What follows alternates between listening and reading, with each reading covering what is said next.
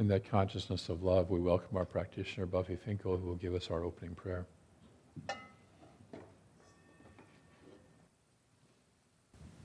Thank you. So in that awareness that we have called infinite love, and it is here now, even when we don't call it, because that is all there is. Infinite love is the essence of Spirit, God, the universe, the highest vibration, perfect in that ineffable sense. Nothing else needs to happen. It is all there is. And it is here in this room, in my heart, in my being, because there is only that one thing. And if there's only that one thing, then I must be of that. God calling. There is only that one thing. Each of us is of that. So I celebrate this awareness. I celebrate this love, which is what we are. Overflowing into the world, taking our sustenance from that. It's not a pie where you only get a little bit. It's an endless source. And this lifts me on those days when I don't feel so lifted. I can lean into the arms of Spirit and know I am of that. This other stuff isn't mine. Today,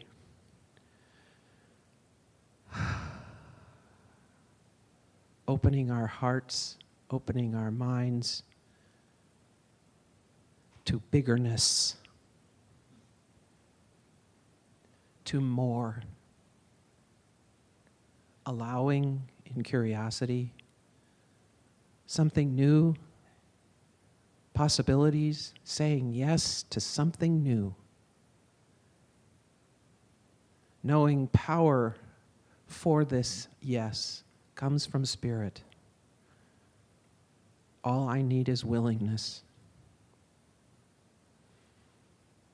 So I welcome this awareness.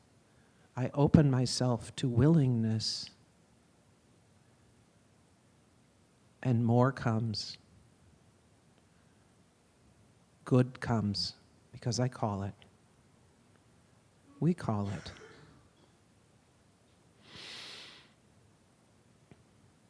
And in overflowing gratitude for this good that I can't conceive of, but Spirit knows what it is. I don't have to know how. Spirit says, that's not your business, the how. Just call it. Spirit will take care of the rest. Opening my arms, I say yes to this in gratitude, and I let that consciousness of how go into this law, and the law says, got it, I've got it, I'm going to take care of it. Look, I already did.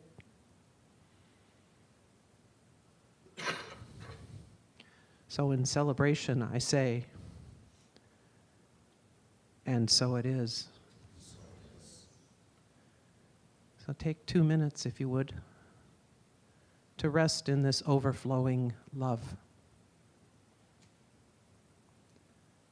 And then we'll celebrate with more music.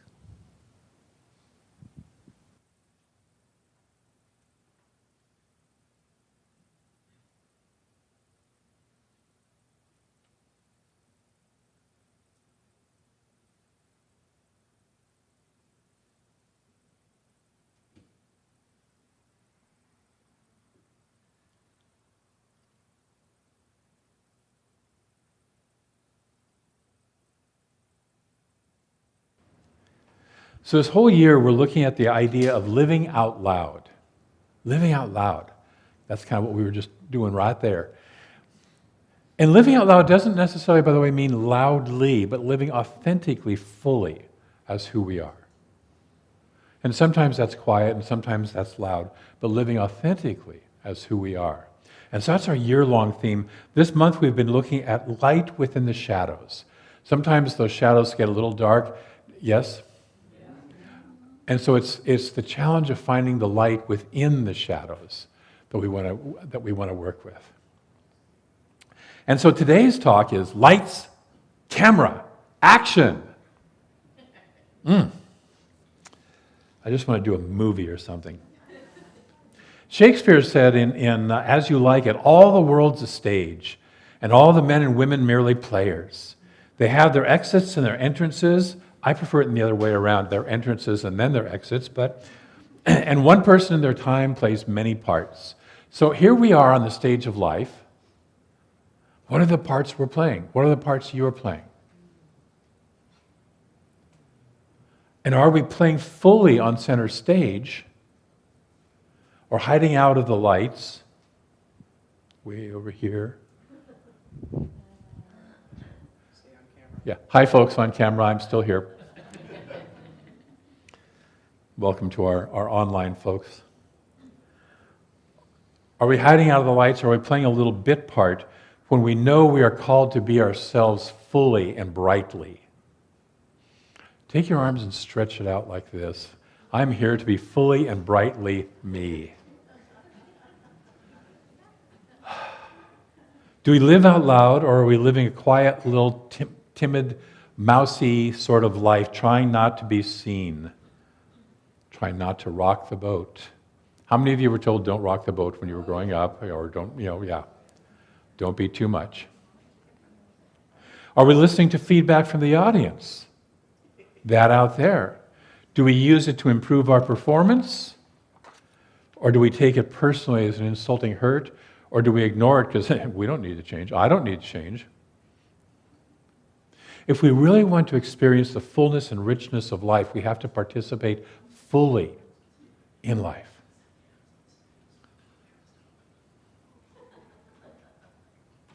First, we must let the light, capital L light, both shine through us, and we have to stand in it and be seen by it.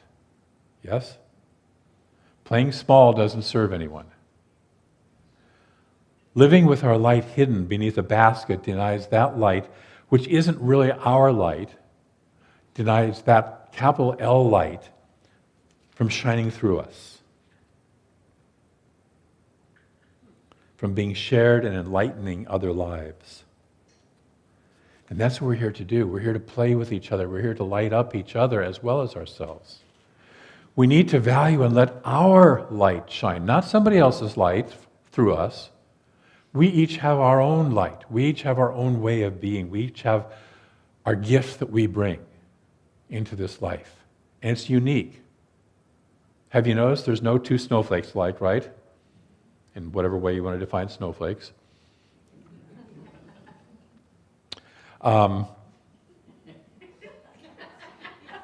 Good, we got that, okay. There's no one who's alike you. And so each of us has a gift, a unique gift to bring. And so are we letting that gift shine through us? You know, growing up, so many of us were trained, or as Don Miguel Ruiz says, domesticated, to not be seen or heard, to keep our lights dimmed so we didn't upset others. But we only upset those who want to keep their lights low and dim, or who want to control everybody else's lights out of their own insecurities. Hello, Sister Kevin Mary, wherever you are. When we're in touch with our own light and recognize our light as an outlet of the one light, we enjoy all who are lit up. And we recognize that we all add light to the overall production. We all add light. You know, great actors love to work with other great actors, yes? Because they realize that together they co-create something more powerful than either one of them can bring, or any one of them can bring by themselves. So it's fun to work with people who are lit up. It's one of the things I love about this community. Generally speaking, everybody in this community has their lights on at least pretty far, right?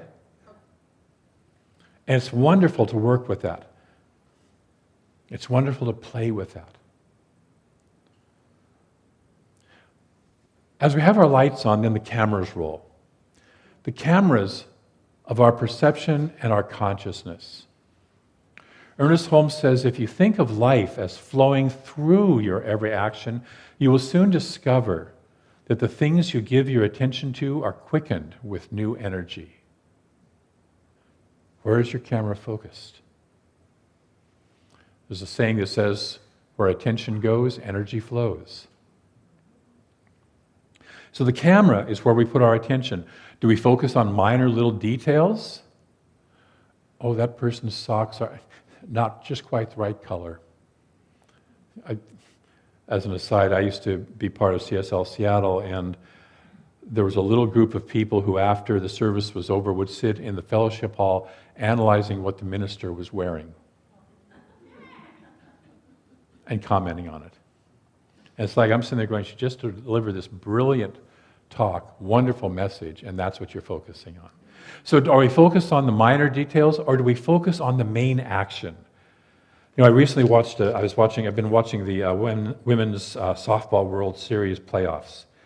And I was watching this game, and the camera was focused, first of all, on the commentators and then on a history of one of the players as the game was happening. And all of a sudden you hear the announcers going, she just hit a home run!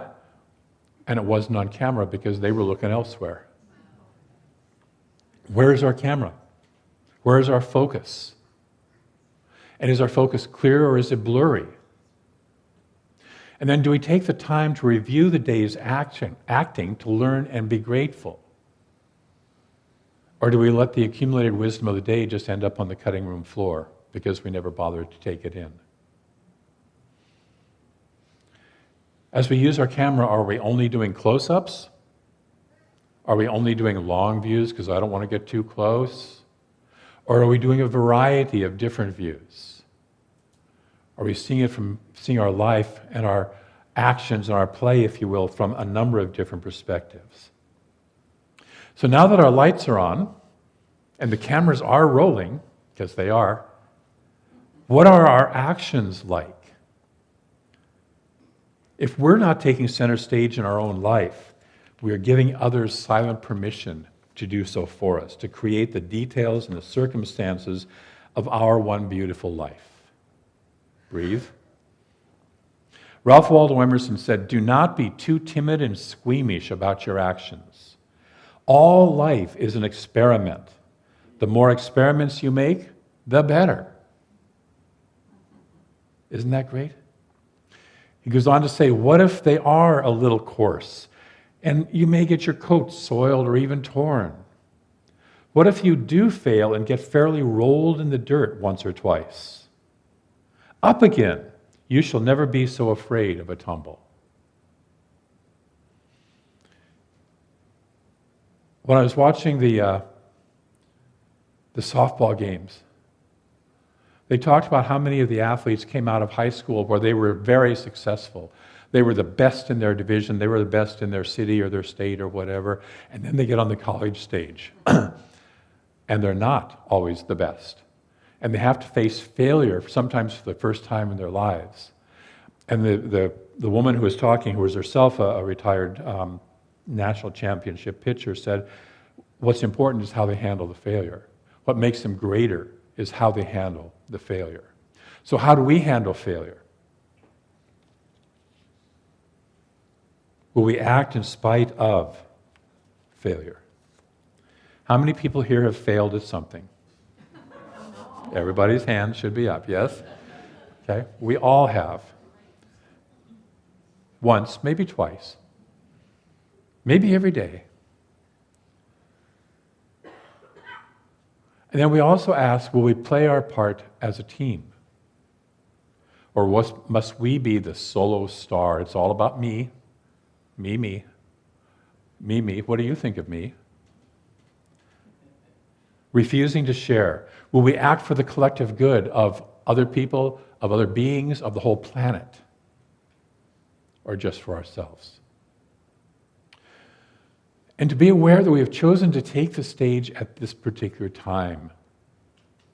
in human and Earth's evolutionary history. So we can take part in the greater expression of life that is being called forth on this planet. Have you noticed that something is being called forth? There's a calling for a greater life. There's a calling for something better than what has gone before. So will you step out and play your part? Or will you hide in the stage corner or even off stage saying that you, a unique expression of the one divine life, have nothing to give? Eckhart Tolle in his book, A New Earth, says, not what you do, but how you do what you do determines whether you are fulfilling your destiny. And how you do what you do is determined by your state of consciousness. If you wonder why we talk so often about consciousness in this teaching, it's because that's what determines everything else. And so we do the most we can to clear and clean, if you will, our consciousness. We're being called to change our consciousness, to release old patterns and ways of being that do not serve other people, do not serve ourselves, do not serve the planet. We're being called to let go of that. We're being called to crumble what author Bell Hook calls the imperialist, white supremacist, capitalist patriarchy. That's a mouthful. The legacy left from 5,000 years of empire building and control of people by the elite few. Now, we may not be able to shift 5,000 years of history this year. I know. Or even in our lifetimes. But can we do a little bit to create a better world? Yes. Can we do a little bit to create a world that is more holistic and more compassionate? Yes. Buckminster Fuller says, you never change things by fighting the existing reality. To change something, build a new model that makes the existing model obsolete. Build a new model that makes the existing model obsolete. This is why Ernest Holmes says that we should be a people who are for something and against nothing. Being against something can be a starting point of saying, yeah, I'm not willing to put up with that anymore. But then in that case, what am I for? If I'm not willing to tolerate this anymore, what does that mean that I'm for? And to start to bring that more into our lives, bring that more into our consciousness. We can't do that by withholding our light. We can't do that by being afraid of getting rolled in the dirt. By being quiet, well-behaved little girls and boys, and transgenders and non-binaries, who sit quietly on the side of the stage of life, waiting and hoping for a savior. We are the ones we've been waiting for. Nudge your neighbor and say, you are and I are the ones that we've been waiting for.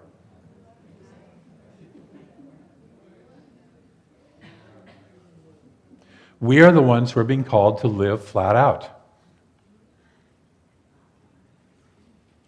Emerson goes on to say the purpose of life is not to be happy.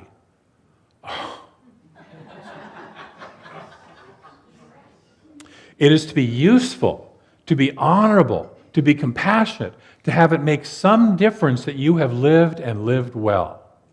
And you know what? If I get to the end of my life and I can look back and say, yeah, that's the truth of my life, I will be happy. It's a byproduct. He also invites us to live in the sunshine, swim the sea, and breathe in the wild air. Physically, but also in consciousness. To live in the sunshine, to live in the light. Get out of the shadows. Yes, we have shadows that we go through, but I was talking with somebody yesterday, it's like we walk through the valley of the shadow of death. We don't walk into it and then establish a 4-star resort hotel there. Okay? We keep walking through it. We swim the sea of consciousness. And we breathe in the wild air of life itself. And as we show up in and as the lights that we are, as we roll the cameras of perception and consciousness, and as we act fully, consciously, interacting with and for all of life, We can truly create a new heaven, which is our thoughts, and a new earth, which is form. Welcome to the play. Break a leg. Not literally. So this week, spiritual practice, become aware of how you are playing on the stage of your life and on the stage of the larger life. Are you letting your light shine? Can you let it shine a little more? Doesn't have to be tons more. Can you let it shine a little more? Think of that. If everybody on this planet let their true light shine just 5% more, how much happier would this place be? How much more cohesive? How much more holistic would it be? Are you bringing a more expansive and directed view with the camera of your attention? Who directs your camera? Yeah. Are you acting in harmony with and for the best of life? Are you living out loud? So that's your spiritual practice, is to contemplate those questions this week. I'm going to close with a quote that many of us are very familiar with, but it's timely and appropriate, I think, for this talk. Our deepest fear is not that we are inadequate. Our deepest fear is that we are powerful beyond measure. It is our light, not our darkness, that most frightens us. Take that in for a moment. You are powerful beings of light and love and wholeness. That's who you really are. That's who I really am. That's who all of us really are. And we've been conditioned to tone that down. Don't rock the boat. Don't shine too much. I love it when Amy lets her vocal light shine.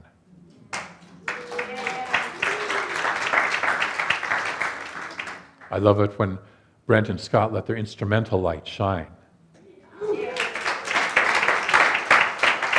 And we get blessed when they let their light shine. And it's the same with your light. You may not have the pipes of Amy. I don't. Maybe I have the pipes, but I don't have the ability to hold a note and do all that other stuff. I don't know.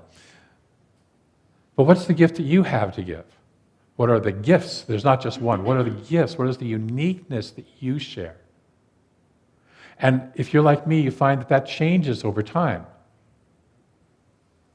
And will you share it? So it is our light, not our darkness, that frightens us. We ask ourselves, who am I to be brilliant, gorgeous, talented, and fabulous? Actually, who are you not to be? You're a child of God, an expression of God. Your playing small does not serve the world. There is nothing enlightened about shrinking so that other people won't feel insecure around you. Breathe that in. We are all meant to shine as children do.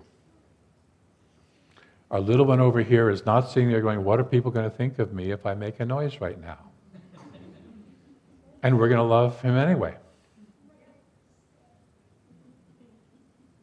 We were born to make manifest the glory of God that is within us. It is not just in some of us, it's in everyone. Nudge your neighbor. Go, the glory of God is within you. And as we let our own light shine, we unconsciously give other people permission to do the same. As we are liberated from our own fear, our presence automatically liberates others. I invite you to live fully. We have an affirmation to anchor that in with. Join me in this. I step boldly onto the stage of my life. I let the light shine through and as me. I act as spirit in this world. Say it one more time. I step boldly onto the stage of my life. You know what? We're going to do this differently. Stand up. Get your body involved. And now, Nobody can see. say this together. I step boldly onto the stage of my life. I let the light shine through and as me. I act as Spirit in this world. So it is. Thank you.